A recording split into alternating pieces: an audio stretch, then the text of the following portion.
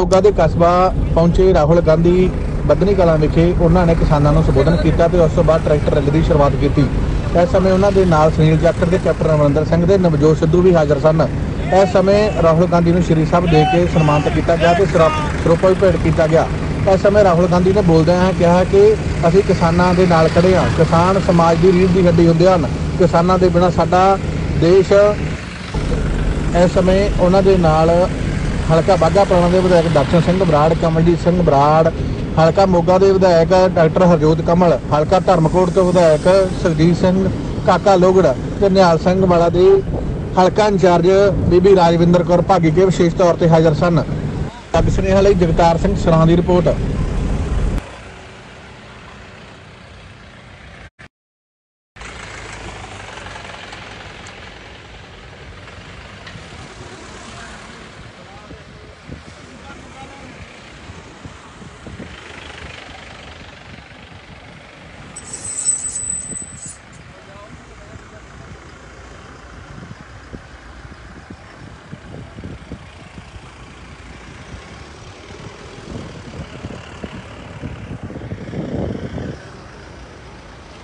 यार लेकिन ऊपर से हमें मिलना नहीं था उसका हो गया।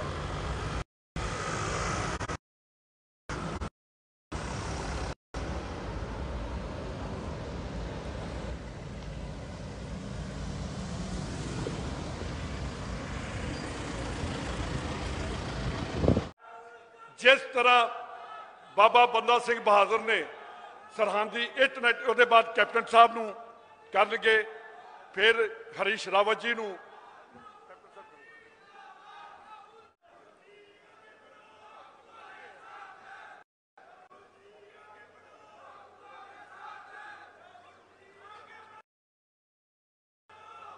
कैप्टन अमरिंदर सिंह जी,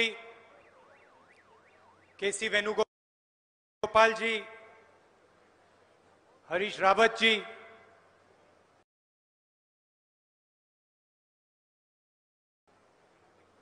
सुनील जाखड़ जी, मनप्रीत बादल जी,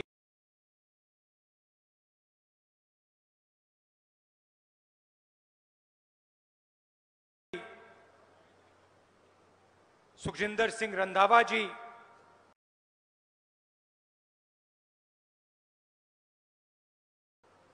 नवजोत सिंह सिद्धू जी, गुरप्रीत कांगड़ जी,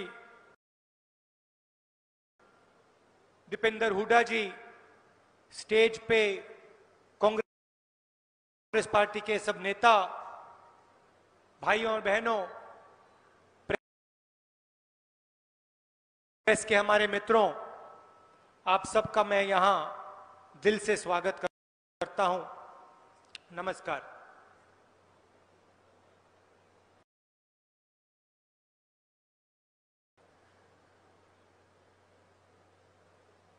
पूरे देश में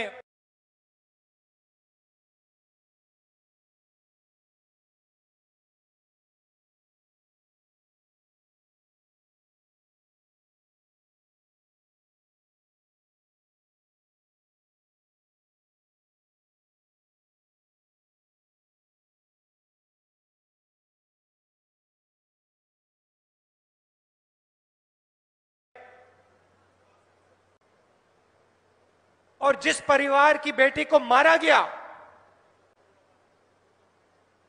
उनको अपने घर के अंदर बंद कर दिया गया। डीएम ने उनको धमकाया, चीफ मिनिस्टर ने धमकाया। यह है हिंदुस्तान की हालत। जो अपराध करता है उसके खिलाफ कुछ नहीं होता, और जो मारा जाता है, कुचला जाता है, दबाया जाता है, उसके खिलाफ कार्रवाई होती है। मैं आपसे पूछना चाहता हूं, कोविड के समय इन 3 कानूनों को लागू करने की क्या जरूरत थी? क्या जल्दी थी? ठीक है, आपको कानून लागू करने थे तो लोकसभा राज्यसभा में बातचीत करते। प्रधानमंत्री कहते हैं कि किसानों के लिए कानून बनाए जा रहे हैं। तो अगर किसानों के लिए कानून बनाए जा रहे हैं तो फिर आपने लोकसभा में, राज्यसभा में खुल के बातचीत क्यों नहीं की? और अगर किसान इस कानून से खुश है तो पूरे देश में किसान आंदोलन क्यों कर रहा है? पंजाब का हर किसान आंदोलन क्यों कर रहा है? 6 साल से नरेंद्र मोदी झूठ बोल रहे हैं। नोटबंदी की, कहा काला धन मिट जाएगा।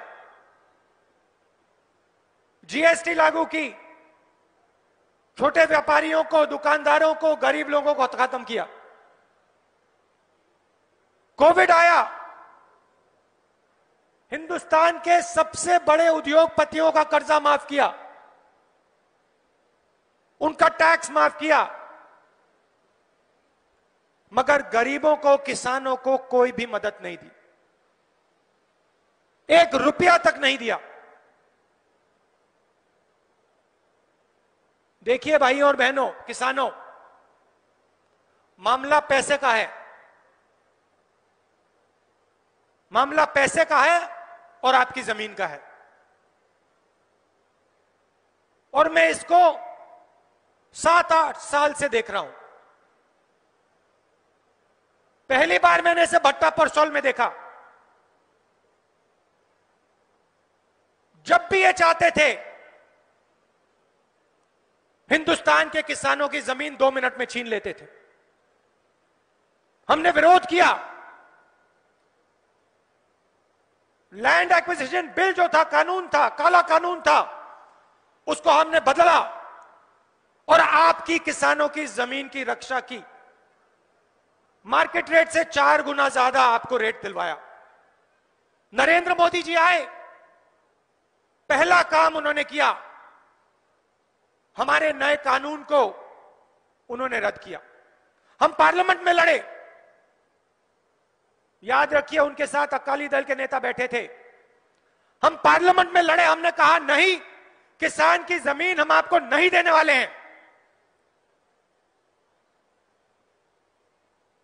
पार्लियामेंट में वो कानून को बदल नहीं पाए। कांग्रेस पार्टी खड़ी रही। उन्होंने अपने सब चीफ मिनिस्टर से कहा, पार्लियामेंट में नहीं बदला जा रहा है, स्टेट्स में बदल दो। लक्ष्य समझिए, कठिन बात नहीं है। आपकी जमीन और आपका पैसा हिंदुस्तान के 2-3 सबसे बड़े अरबपति चाहते हैं। पुराने जमाने में कठपुतली का शो होता था ना, याद है आपको? कठपुतली का शो होता था ना, याद है?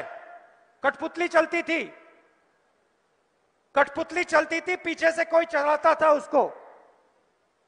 धागे बंधे होते थे ना, पीछे से कोई चलाता था। रावत जी, आपने कहा मोदी सरकार है। भाई और बहनों, ये मोदी सरकार नहीं है, ये अदानी और अंबानी की सरकार है। नरेंद्र मोदी जी को अंबानी और अदानी चलाते हैं। नरेंद्र मोदी जी को अंबानी और अदानी जीवन देते हैं। कैसे?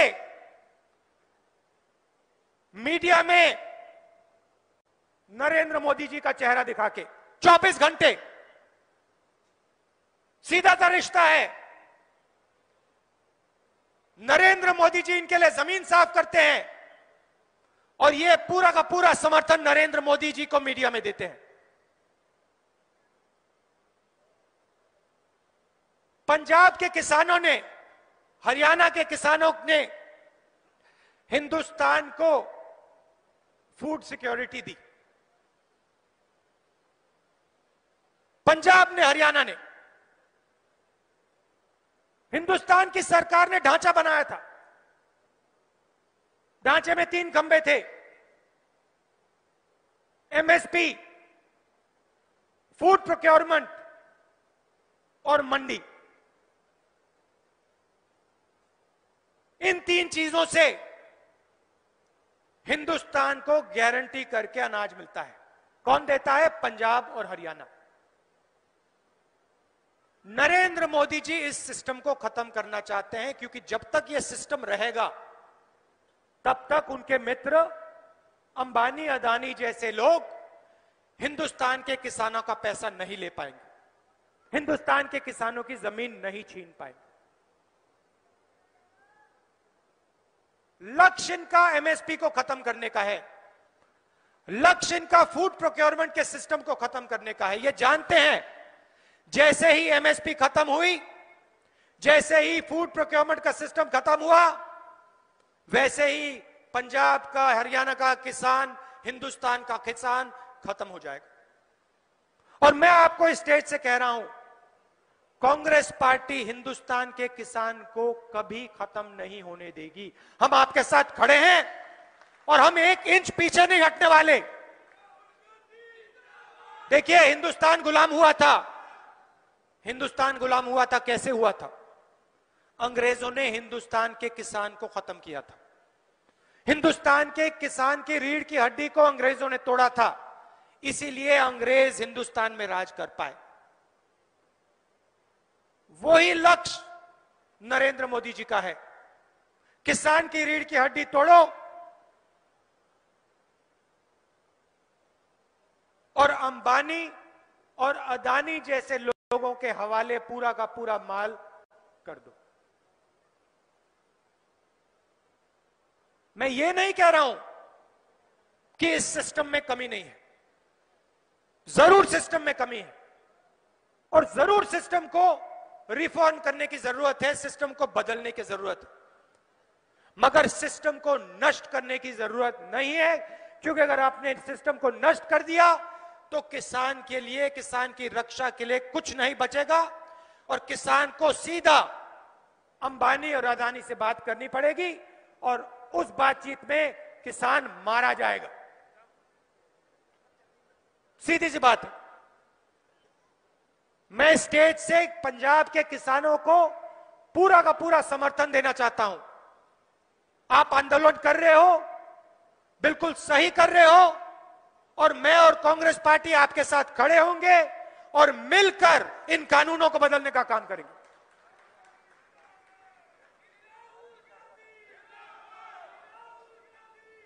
और मैं आपको गारंटी दे रहा हूं